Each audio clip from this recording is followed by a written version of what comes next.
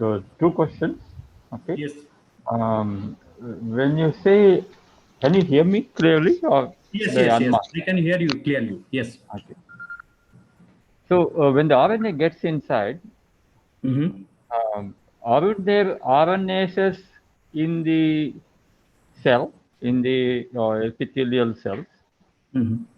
which can kill the RNA?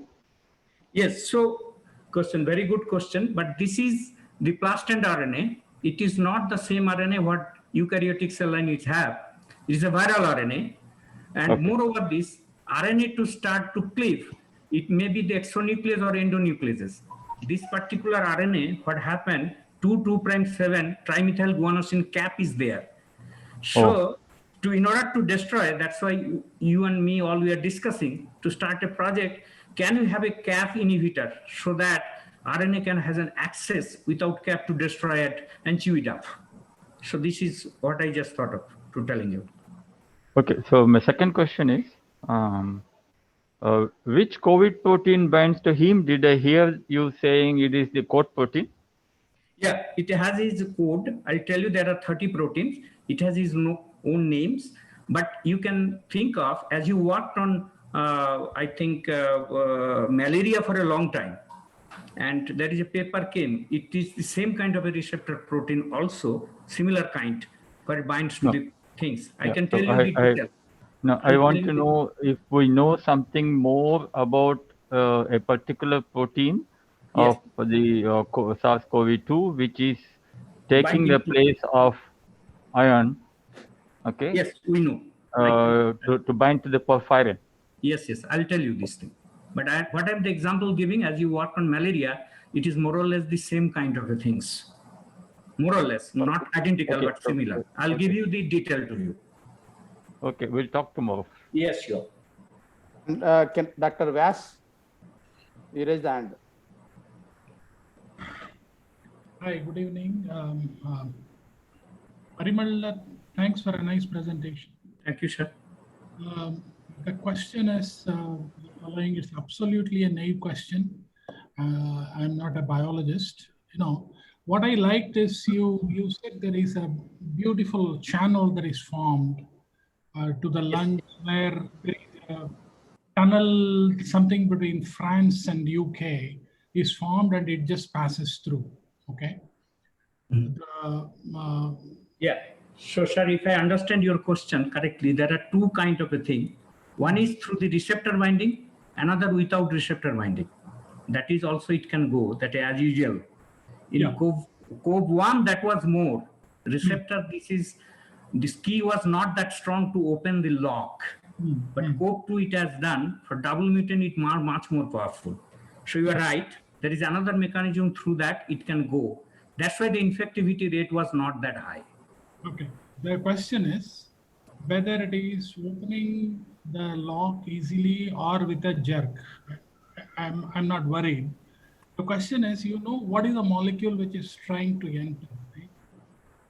Is there a Trying to way, inhibit. something which is complement to that we can put it there and plug it and say you can't it will get bound there and it will go out or something. Maybe Bulusu can also add there. That's why people are trying to develop some kind of a peptide which will has much more affinity to binding to the ACE2 protein, and it will not give any chance for COVID protein to there. There is effort going on. So, in other words, is it going to ensure that this COVID protein will not be allowed to get into the lungs? It will through other mechanism it may go, but whatever through the receptor mechanism, maximum will be inhibited. But you can't tell whether your CT value is 5 or 28. It's close to 35 means your infectivity rate is less.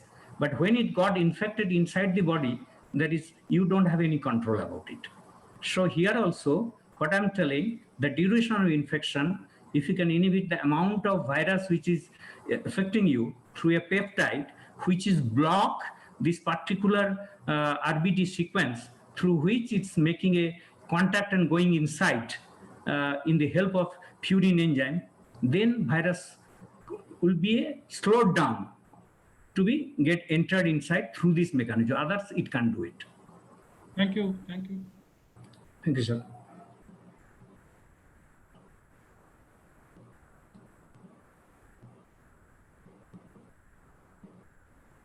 Can I ask a question? Yes, yes, Shrival. Yeah, Saibal is your question. Yeah. Parimal, I have few questions. First Yes. of all, let me thank you for your nice presentation. Now the question is, learn. All doctors are here. Tell me, yeah. how many amino acids are there in this COVID-2, and which are getting mutated now? Yeah. So I think you are right. This presentation has been recorded. We can discuss with you. I have shown you 6 amino acids, right? Mhm. Which has the sequence homology with the bat, through which it has been originated, and the human and all those. These are the amino acids. Let's see, if you take a key, the key have a lot of hands, kind of a little bit, some here and all. That is the contact point through the lock. These amino acids are the contact point. These 6 amino acids are given. Now the question is, mutation may happen in any part of it. That doesn't mean it is very dangerous. But if it happens to this particular RBD domain, where it helps it to infect much more, that's dangerous. So those are the amino acids, it is known as of today. And for the second mutant, what are the amino acids? Depending on the which strain, and for triple mutant, it started coming. Where it happened, which amino acid, basic to this, everything is known now. So I can provide you those paper and all those evidence. That will be very nice of you. Yeah, I'll just give it. And second is, I have seen some doctors are telling that you should inhale the steam if you are going out for 3 times a day, if you are going to office 4 times a day, if you are staying at home 2 times a day, so that your nasal path, where the virus is attacking first, before going and attacking your lungs, it is staying there for few days. So you can kill if you are inhaling the steam at 70 degrees centigrade. How far it is true, and what is I the think it is scientific true because, evidence? you know, when you have a common flu and all, you take the steam and all. I think Dr. Swaminathan is here, doctor. He can put much more deeper answer. But as per my understanding, it helps a little, but it can onslaught of the disease or just entry can do it. But whether it can able to cure, I don't know. But it does it. You know, you have a common flu and all those things, you take steam bath and take it. It's true. It stays in the nose and all then for a few hours to few days before get entry. The way the mechanism it started to doing it, it takes time, not immediate. That's true. Thank you. Then Ganesh, is your question, please? Unmute and question, right? Yeah. Hey, Parimal. Thanks for the Ganesh. presentation. I had a question on the oxidative damage that's caused to the lungs during the infection. I wanted to check, does the rehabilitation of the lungs happen on its own once the infection is gone, or is there a way to accelerate that rehabilitation? Actually, Swaminathan sir is there, doctor, but I'm not a doctor, but whatever talking to the doctor, I have a little knowledge, because every day I'm seeing around 15 to 20, all those HRCT things from my own learning for drug discovery. And you know, the pleural thickening is happening, and the opaqueness that is called glassing and all those things happening. Right. You have to give a score out of 25, how much you are getting.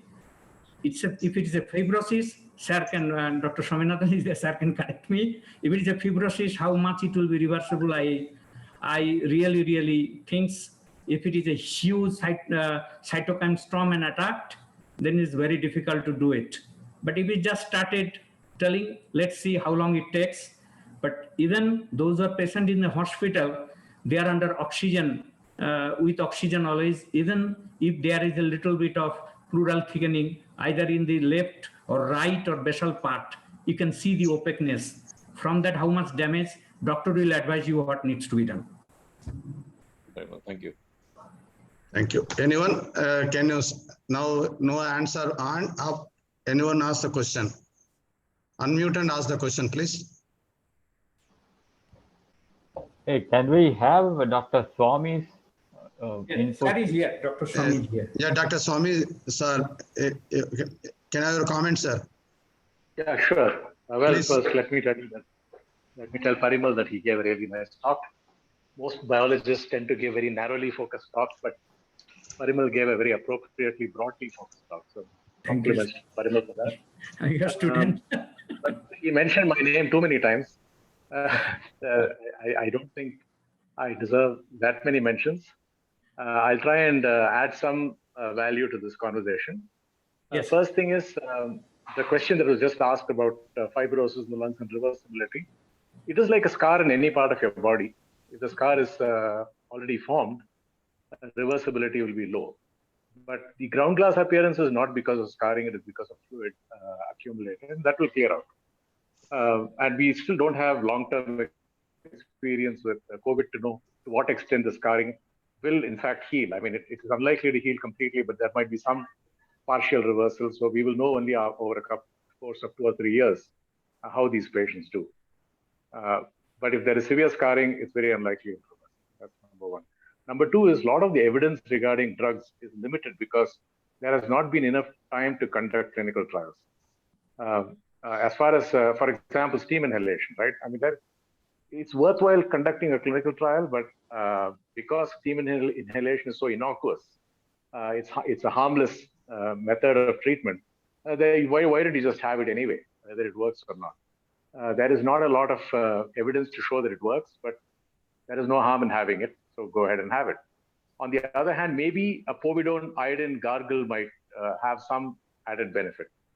So even again, there is no really good evidence, but there is some suggestive evidence that having a povidone iodine gargle after exposure can reduce viral load.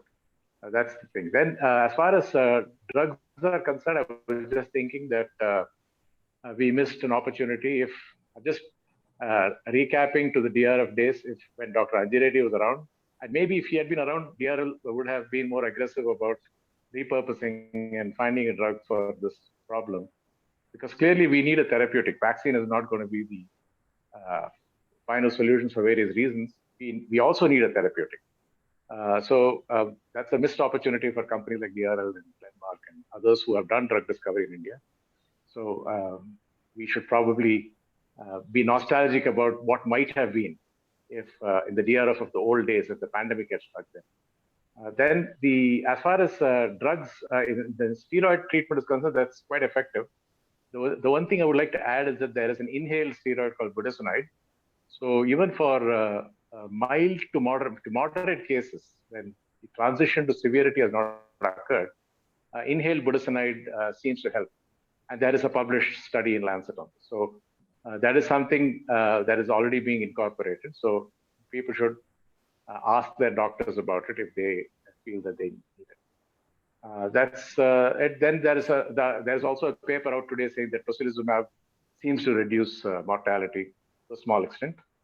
Remdesivir seems to work only in a very small proportion of cases, those who have not gone into very severe disease. Before they go into very severe disease, remdesivir may have some benefit. But it's very marginal also.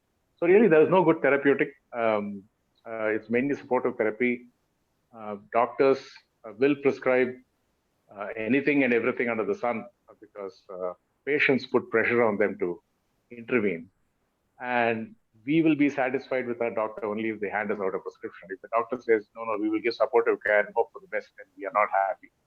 We force the doctor's hand by getting them to prescribe things. So lots of things are being tried. And none of them, there is no evidence that any of those things work. And there's good evidence that many of them do not work.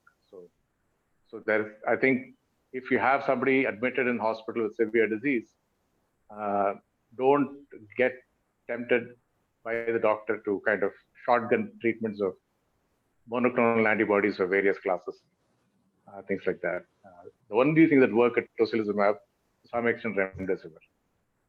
But there is good proof. Anything else? Did you have any other specific question you think I might be able to throw light on? I'll be around. Yes.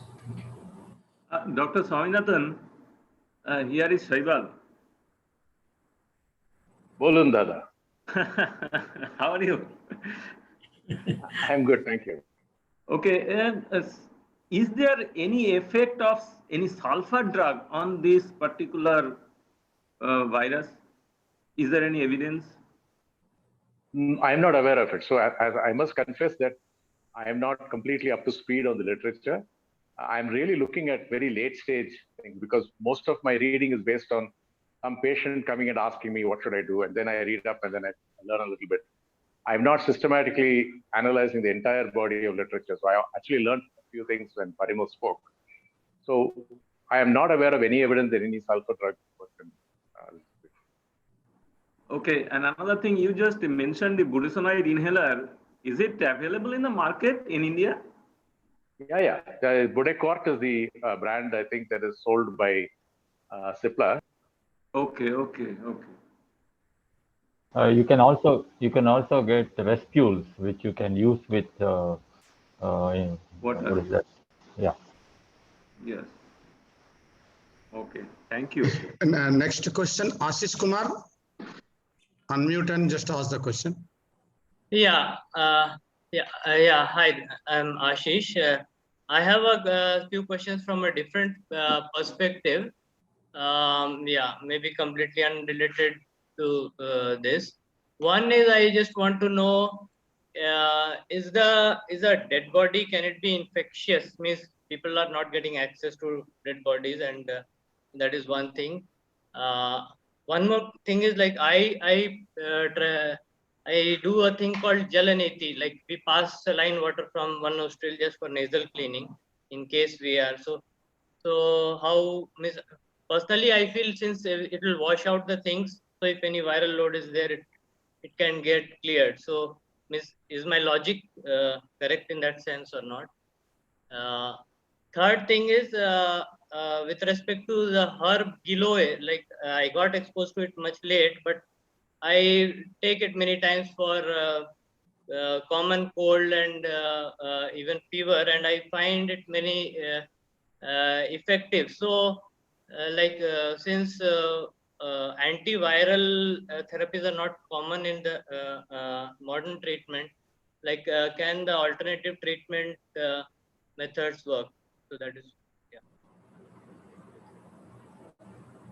Dr. Swami, I request you to answer. I can try and answer those. So what is the best protection from COVID? The best protection that mankind knows today is the mask. Because if you wear a proper mask, cover your double mask and make sure your eyes are also protected and you don't touch your face, there is 99% plus efficacy of a mask in terms of preventing. I mean, it's close to 100%. Yeah, for all practical purposes, it is 100% prevention. So when we have that, I think that's really the most important thing that we should all use, and we should all ask the others around us to make sure that they're also doing that. And sometimes this is kind of missed in the fancy of technology for vaccines and various sophisticated other interventions. We forget that these simple things work really well. That's number one. Number two is whether a body is infectious. I don't, since the body is not actively secreting, the body is not sneezing, coughing, whatever, there is no way it is infectious. In fact, the way they prepare the body for the crematorium is they wrap it in a sheet, which is specially brought for that purpose. So that sheet has nothing on the outside that is infected. So a body is not infective. Now there is a very, very slim chance that during the process of burning on the thing, some fluids spatter because there is some boiling of bodily fluids, and there may be some spattering, but that's a extremely low probability event. I would say that carrying the body that is properly wrapped from the hospital is a low risk, extremely low risk activity. In terms of, in fact, I would also say I don't understand why people wear this head to foot PPE, because the virus really cannot enter into the body except through the mouth, nose, and eyes. And if you wear really well-designed masks and you don't touch your face and you make sure that you wash yourself after you remove your mask. That's the first thing you do. Remove your clothes and wash yourself. There really is no need for a full body covered PPE, in my opinion. But I have not challenged any of the established people with this idea. But if you're at home, certainly if you're attending to somebody at home, I would not say that a PPE is absolutely essential to go and see that person. As long as you've covered your eyes, nose, and mouth properly, and you don't touch anything and then touch your face, you're fully protected. You're 100% protected. So there is no need to worry at all. Having said that, where they say that the virus is airborne. Meaning, the difference from the original thing is that they thought it's a droplet-based infection. Now it is airborne, which means that even talking, even if you don't sneeze, if you just talk, you're releasing the virus into the air. And if you're in a closed room with poor ventilation, then the virus is going to remain suspended in the air for long periods of time.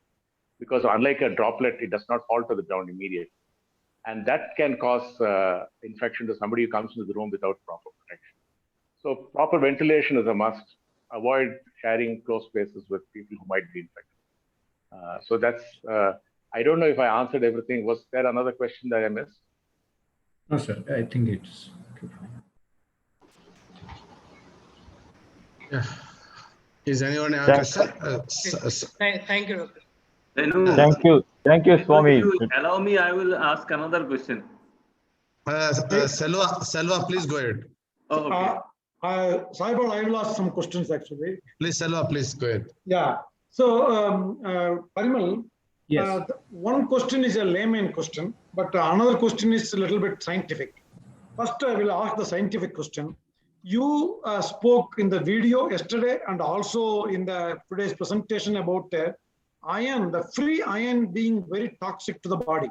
Free iron. Iron. Free iron. Yeah, iron. Yeah. Ferrous. Iron. Ferrous. Yes. So the free ferrous is being knocked out, and that is very toxic to the body. So I was thinking immediately, then why can't we have the scavengers, as therapeutic compounds to scavenge the iron, thereby the toxicity can be reduced. How will you specifically make only divalent ferrous to capture? I think that is the chemist can easily locate. The divalent ferrous can be, what are the scavengers which can scavenge it actually. So easily a therapy is possible. Chelating agents. Chelating agents do that. When there is iron storage disorders, they administer chelating agents that can attach to the iron and clear it. Yes, maybe exactly. That's what you're talking about, Selva. Exactly. I think Dr. Swami said very clearly that the chelating agents are well known for capturing the iron. Yes. So that is one idea I got while you were, telling about the toxicity to iron. Mm-hmm. So that is for all of us to think. And the second thing is a very, very, very layman question. Where I keep hearing, I keep seeing the newspapers that everywhere oxygen shortage, and people are dying merely because of the non-availability of medical grade oxygen. So, my thinking is, if you take air itself is predominantly oxygen actually. So when nothing is available, can we substitute with simple air or some kind of enriched oxygen, kind of replacement? Yeah. But when you are sick, I think Dr. Swami is there, that could be another kind of infection through that also, right? It's not only you are looking for it. There's a secondary other infection and so many things are there. Yeah, and that will be also, I just hearing from the patient, the flow of oxygen matters. Some patient who had a kind of a things in midnight, the flow of oxygen was little, the flow was less, he's feeling something, as is the things and all those. So that doctors will tell much and all those things and all, and to do that. But the reason you need concentrated oxygen is because you are trying to push oxygen against a diffusion gradient. And the diffusion gradient is difficult to, impossible because of the infection and the secretion of fluids and the inflammation. So you really need fairly high concentrated oxygen to go up the diffusion gradient in some percentage so that you get sufficient oxygen into the blood. So that's the reason I believe they give very high flow rates oxygen in Yes, yes. almost 50% pure oxygen. The other thing is oxygen concentrators are also useful in mild to moderate disease to bring up the oxygen levels before you get admitted with severe complications. Parimal, I think we're looking at around 7 to 10 LPM of air of oxygen with around 90% purity. So 20% purity that's in the atmospheric air is not going to be helpful.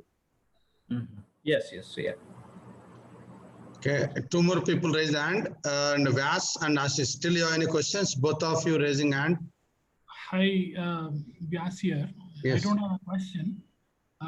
Just to add to thought of Selva, if I'm not wrong, the so-called iron chelating agents have undesirable toxicity in vivo. This is the literature search I did some 10 years ago or something like that. Okay, sure. No, basically what I was saying is like, it is not necessarily only chelating agents, but definitely ion scavengers. I think we can figure out from our literature. It's very difficult to do a new drug discovery now, but if you do a decent literature search, we may be able to locate several compounds which can be projected as therapy for scavenging ion. Just it is my thought. It came now, but it needs more reading. Selva, there are beautiful ion scavengers. Especially in some of the processes, you have to make iron virtually absent. These scavengers can even pick up ppb level of iron also. Sure. But those iron pickers are not supposed to be good in terms of LD50. Okay. Maybe we can modify whatever. Okay.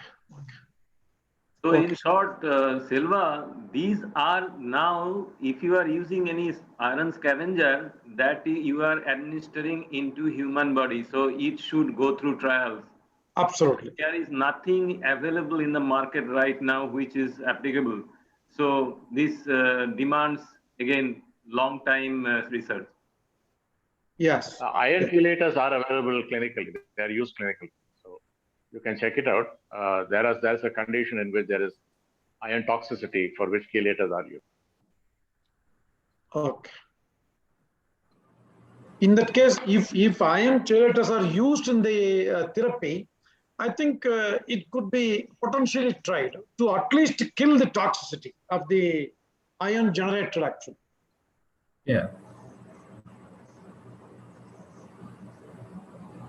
This is very important because I forgot to tell you, this particular lineage of cells, because it is more towards this monocytosis other than the lymphocyte 2 for that particular cells, so that coding is getting changed.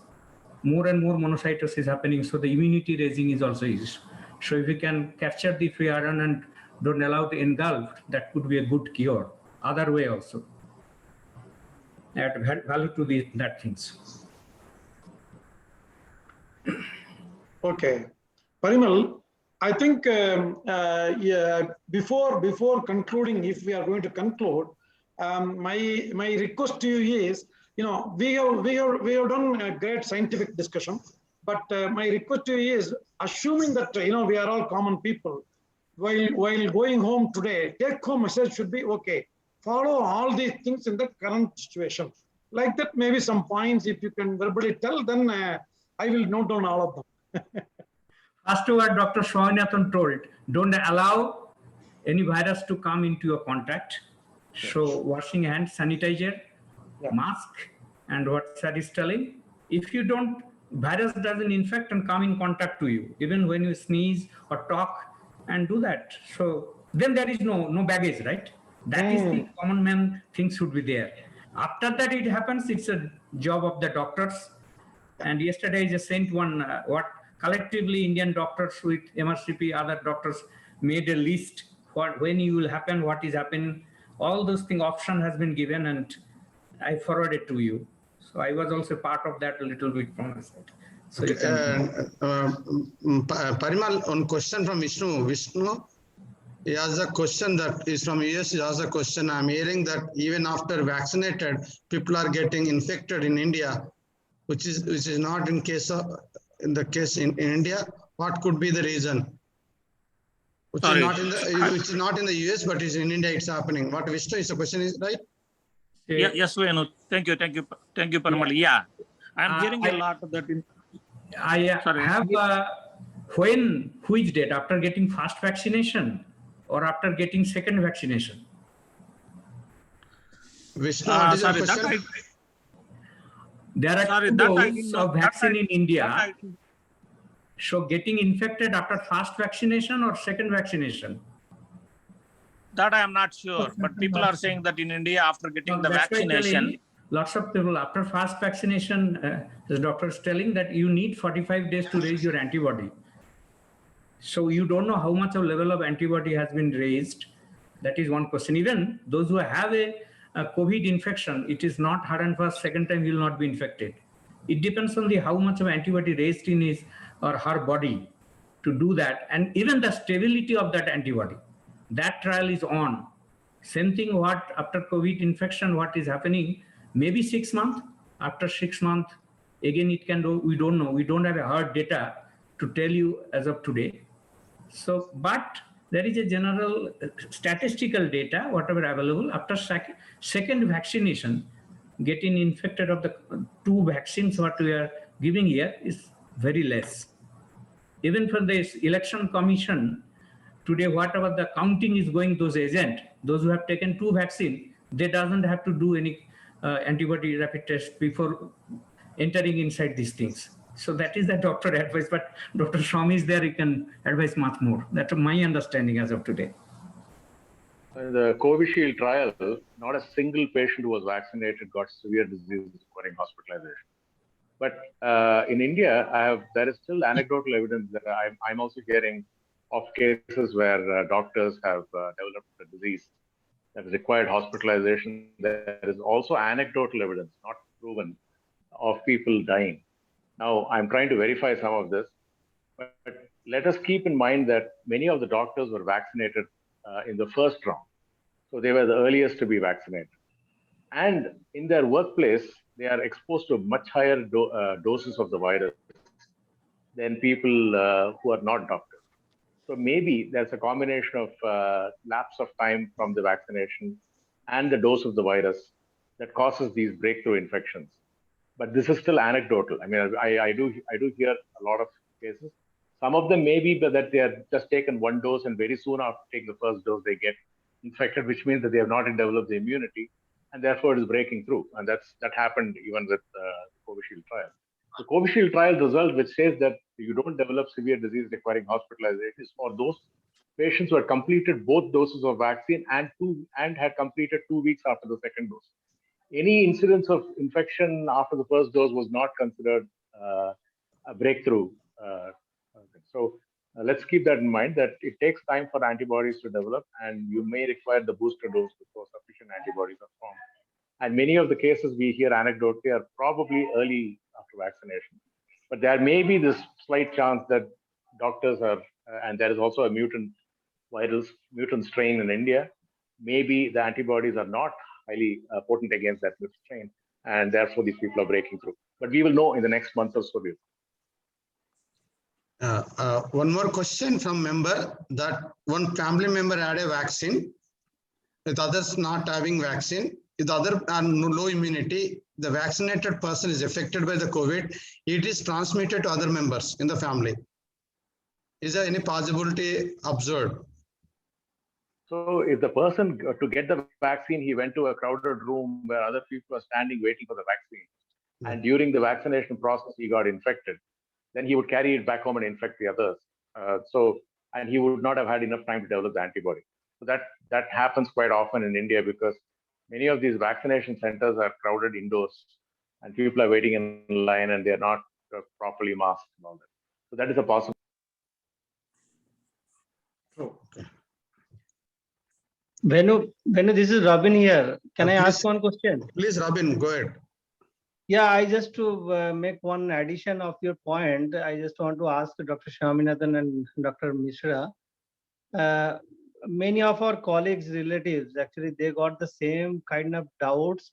What they're saying that after vaccination of their parents and when they came back to home, so they got affected.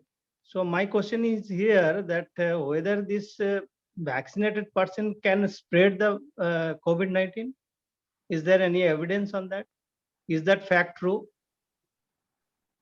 No, the vaccine contains only a small segment of the virus, or it contains a dead virus. So there is no way you can get infected with COVID merely by vaccination. That's 100%. You can get infected by COVID by being exposed to the live virus very soon after the vaccination because antibodies are not developed. And as I said earlier, if you go to a crowded vaccination center, you may pick up the virus, live virus, while you're waiting for the vaccination. And when you go home, you pass it on to the others. And you may also get the disease because you have not developed antibodies. Okay. Thank you very much. Yeah. Parimal, Yes. one of the aspects that we keep hearing in the news is only the people in the urban area are affected, and the people in the villages are fairly very free, and they don't have any infection till now, and they are very happy. So this is a fact, more or less. Do we agree with that? And Yeah, so that's why I just mentioned about your Dharavi case and the dense populated people and all. That is not hard and fast, but there is some truth in there.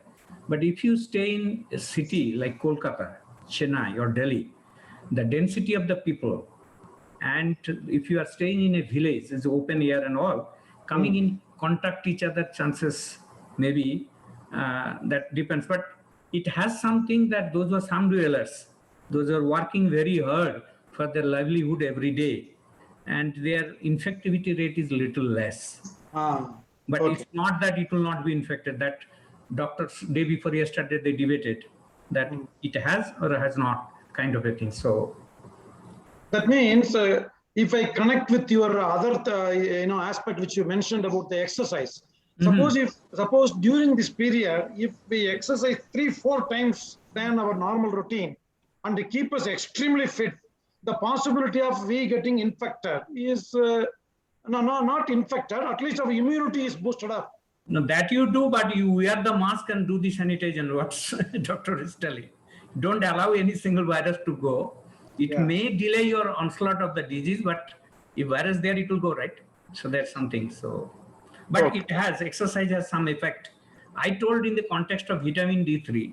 Yes. Those who are taken supplementary, but it has to be 2 enzymes required to make the real vitamin D3, which is required. Exercise to some extent, and it can meet a little bit, not like sunlight.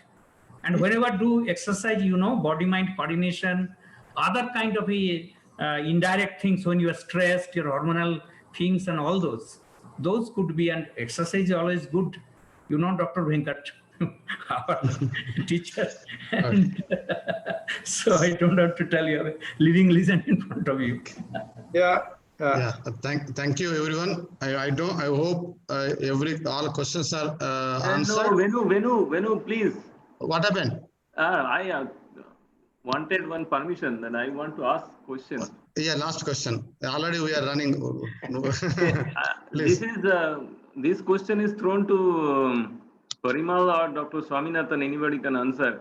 I have heard that the patients who are mild to moderately affected, they are staying at home, but they are prescribed with azithromycin for 15 days.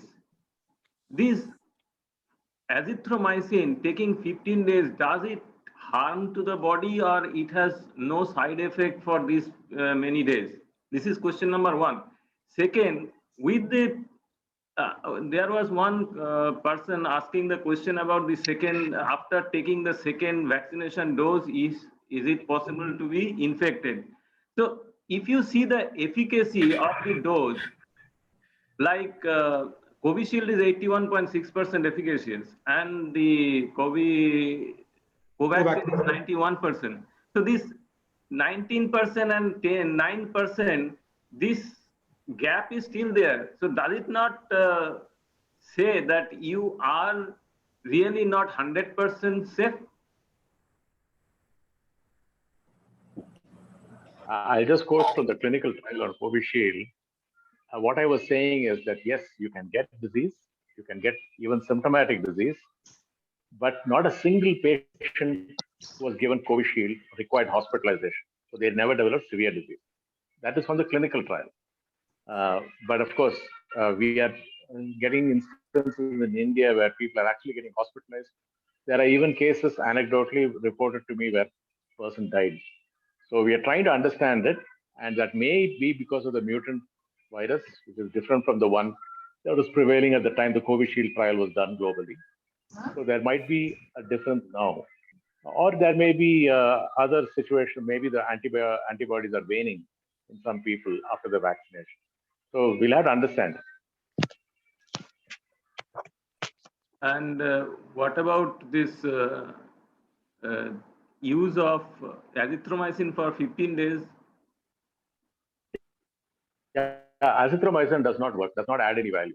So it's not even in part of any of the protocols that are accepted globally. And it can be harmful, yes. It can certainly cause emergence of resistant organs. Venu, I have a question. Please, DS, please go ahead.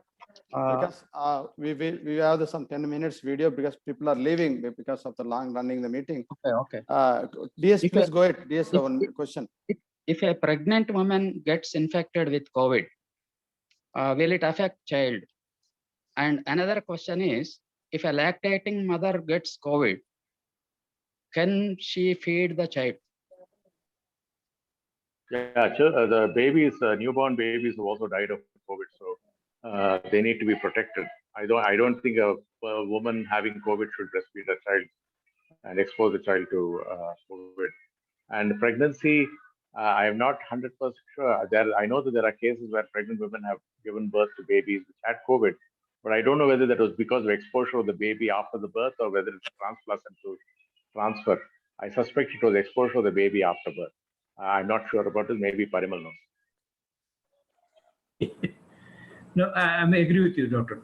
Swaminathan. I don't think so. Okay. Thank you, everyone. Venkateshwar sir, are you there? Sir. I think it's a very stimulating session. Yes, sir. Please, sir. Question answer session is done?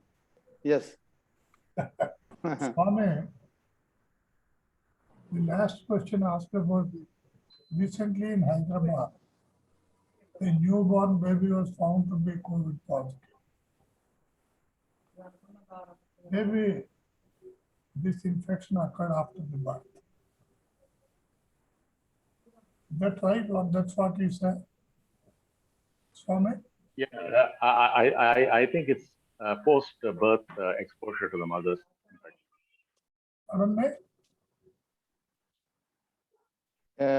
What Dr. Swami is saying, post-birth exposure to the mother. Yes. The mother was not positive. Maybe environment. Environmental, because it's born in a hospital than other patients. Yeah. I don't know, Venkat. I'm not saying it with any assurance.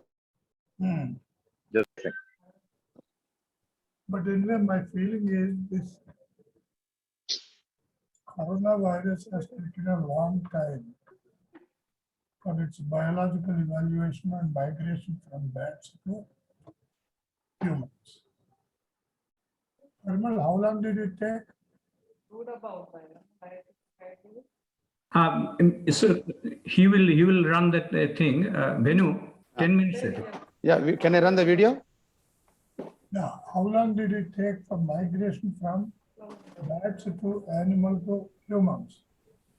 Okay, that's we don't know really how long or from animal to animal. Like a biological evaluation. Yes, so